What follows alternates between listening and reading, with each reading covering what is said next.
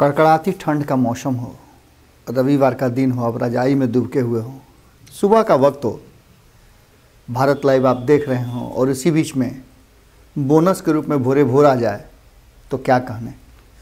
हालांकि रविवार का दिन छुट्टी का दिन होता है और आप कई तरह की योजनाएं बना करके रखते हैं कि क्या क्या करना है, लेकिन अभी तो धूप निकलने में समय है और निकल भी गया होगा तो इच्छा नहीं हो रही होगी कि निकलें रजाई से बाहर, लेकिन भोरे भोर आ गया है और भोरे भोर जरूरी होता है आपके लिए भी, बिहार के लिए भी और आपके आने वाले भविष्य के लिए भी। क्योंकि इस भोरे भोर में तय हो जाता है कि आने वाले कुछ पलों, कुछ क्षणों, कुछ घंटों में, कुछ दिनों तक बिहार की राजनीति किस तरफ जा रही है। बिहार में दो धड़े अपने अपने हिस्से की राजनीति जमकर कर रहे हैं। सरकार बनने के बाद भी ऐसा नहीं लग रहा है कि सरकार बन गई है, अब सब कुछ शांत हो गया है, अब फिर 5 साल के बाद चुनाव की तैयारियां होंगी, ऐसी बात नहीं लग रही है। लगातार हर पल चर्चाएं इस बात की हो रही है कि सरकार बदल जाएगी, चुनाव हो जाएंगे, मुख्यमंत्री कौन रहेगा, कौन बदल जाएगा।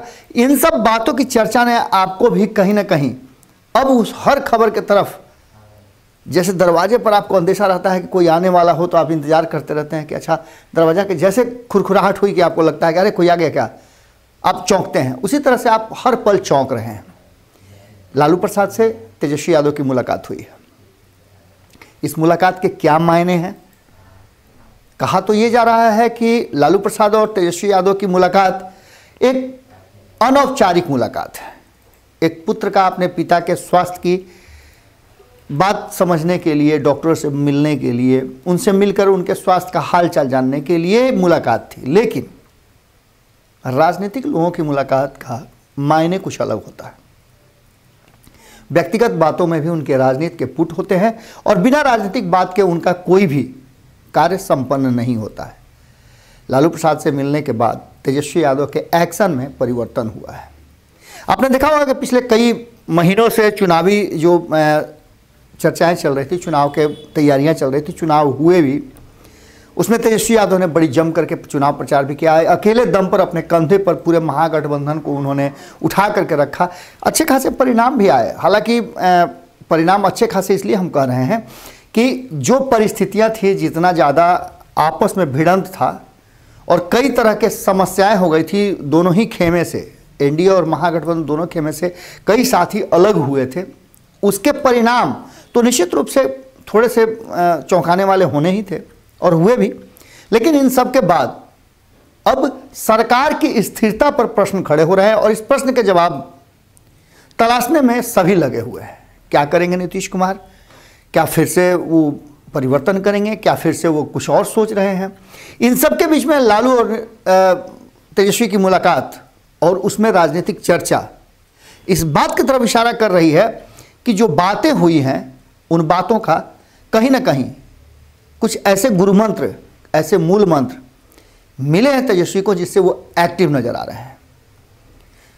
रांची से मध्य रात्रि में वो पटना पहुंचे और पटना पहुंचने से पहले ही, रांची में रहते हुए ही उन्होंने घोषणा करवा दी कि 21 तारीख को वो कोर कमेटी की बैठक बुलाएंगे। जितने भी लोग चुनाव लड़े हैं उन सभी लोग उम्मीदवारों को बुलाएंगे, जिला के जिलाध्यक्षों को बुलाएंगे, उसके साथ साथ महासचिव भी आएंगे, प्रवक्ता भी रहेंगे और इन सब के बीच में बैठ करके एक बार फिर से समीक्षा करेंगे। सब जो कि समीक्षा कर चुके हैं, वो हार जीत की समीक्षा हो चुकी है, लेकिन उसके बाद समीक्षा करना और 2015 के चुनाव से 2020 के चुनाव में क्या कमियां रह गईं, इस चुनाव में कौन भीतरघात हुआ, किस तरह से ये सोच रही थी जहां आरजेडी कि तेजस्वी यादव मुख्यमंत्री बन जाएंगे, महागठबंधन भी ये लगभग सोच रही थी, लेकिन उसके बाद से जो स्थितियां बदली हैं वो काफ़ी चिंताजनक हैं। अपने साथियों के बीच में भी कई साथी छोड़ करके बीच में चले गए थे। अब इन सब बातों के बीच में लालू प्रसाद से मुलाकात और लालू प्रसाद को इस पूरे चुनाव के दौरान कहीं ना कहीं तेजस्वी यादव ने किनारे कर दिया था। हो सकता है इसका भी खामियाजा भुगतना पड़े और हो सकता है कि ये वो बड़ा कारण हो जिसको लेकर के तेजस्वी यादव लगातार घिरते रहे। आपने देखा होगा पूरे चुनाव में लालू प्रसाद चर्चा में थे, भले ही वो महागठबंधन की चर्चा में नहीं हो, लेकिन एनडीए की चर्चा में लालू को छोड़ करके और कोई चर्चा नहीं थी। चाहे वो जदयू हो, चाहे भाजपा हो, दोनों नहीं। और इतना ही नहीं, जीतन राम मांझी की बात कर लें, मुकेश सहनी की बात कर लें, जो लालू के पास लगातार दरबार में पहुंचा करते थे 2019 के लोकसभा चुनाव में, वो ऐसा पन्ना पलटे 2020 में कि लालू प्रसाद को उन्होंने बिहार के पिछड़ने का सबसे बड़ा कारण बता दिया और मसीहा बना दिया नीतीश कुमार को।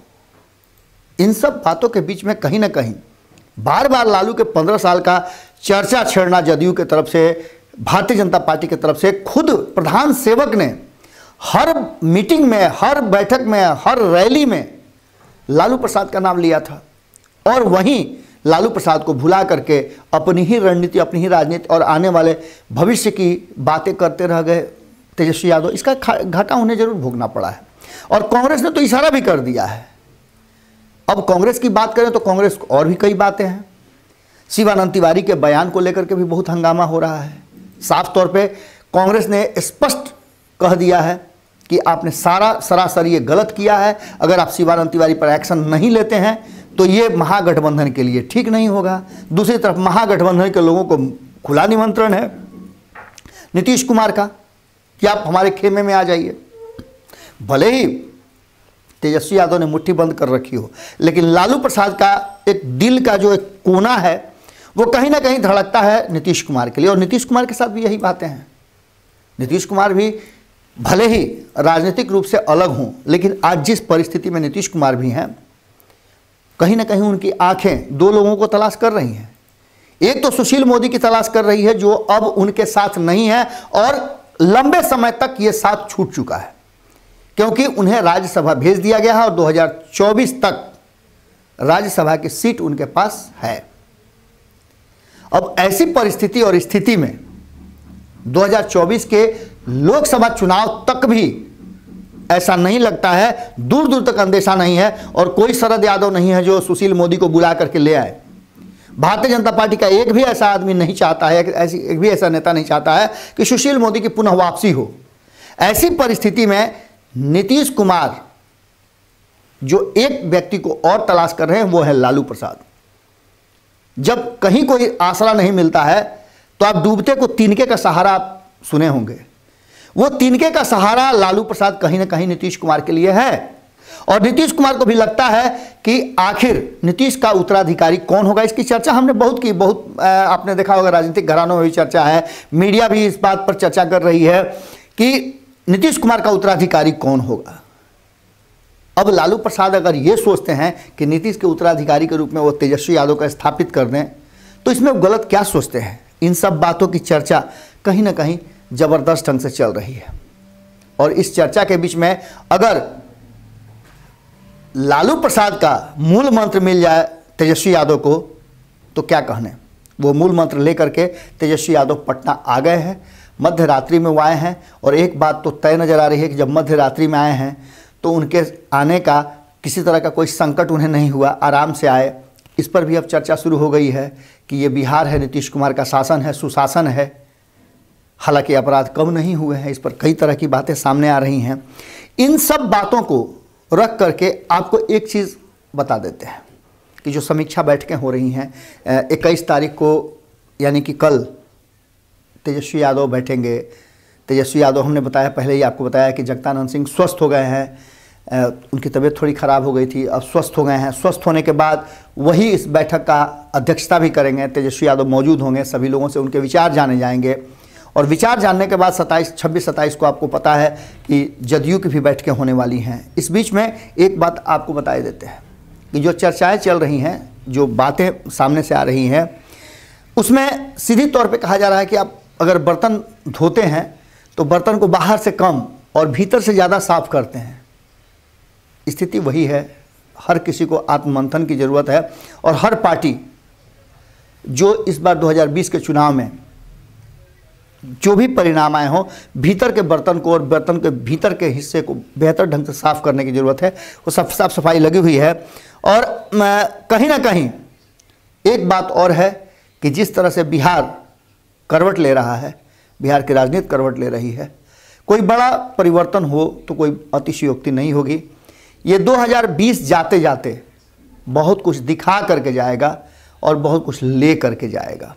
क्या लेकर के जाएगा, क्या दिखा करके जाएगा, क्या परिवर्तन करेगा, ये तो वक्त बताएंगे। लेकिन कहीं ना कहीं जब लालू प्रसाद से मूल मंत्र लेकर के आए हैं तेजस्वी यादव, तो उसका खुलासा कल तो हो ही जाएगा। और क्या एक्शन लेते हैं और क्या कुछ रिएक्शन होता है, ये भी आप तक हम जरूर पहुंचाएंगे। भोरे भोर में कैसा लगा जरूर बताइएगा। आपका साथ सहयोग हमारे लिए बहुत ज़रूरी है। यूपीआई नंबर दिया हुआ है, रिक्वेस्ट तो हम आपसे कर ही रहे हैं, लेकिन अपने परिवार में संकोच नहीं होता है। आपके 1 रुपये का सहयोग भी अगर आप संकोच से नहीं कर पा रहे हैं तो ऐसा मत कीजिए। आप 1 रुपया भी अगर हमारे यूपीआई नंबर पर भेजते हैं तो आपका बहुत बड़ा योगदान होगा, क्योंकि हमारा परिवार 5 लाख लोगों का परिवार है। और 5 लाख के लोगों के परिवार में से अगर 1 रुपया भी दिया जाता है तो भारत लाइव के सच के इस महायुद्ध में आपका बड़ी आहुति होगा और हमारे इस अभियान को भी बड़ी बल मिलेगा। हमारा सहयोग जारी रखें। नमस्कार। अगर ये वीडियो पसंद आई और वह बिहार के राजनीति और बिहारियत से सरोकार रखेनी तो सब्सक्राइब बटन दबा के चैनल के सब्सक्राइब कर ली। ओजे एगो घंटी बा, ओकरा बटन दबा देला से कुल सटीक और मारक खबर रुआ मुफ्त में मिल जाई। अगर रुआ पत्रकारिता के हमनी के नया प्रयोग में सहयोग कर चाहतानी तो ज्वाइन बटन दबा दी। पेटीएम नंबर नोट कर ली 9386816700। धन्यवाद।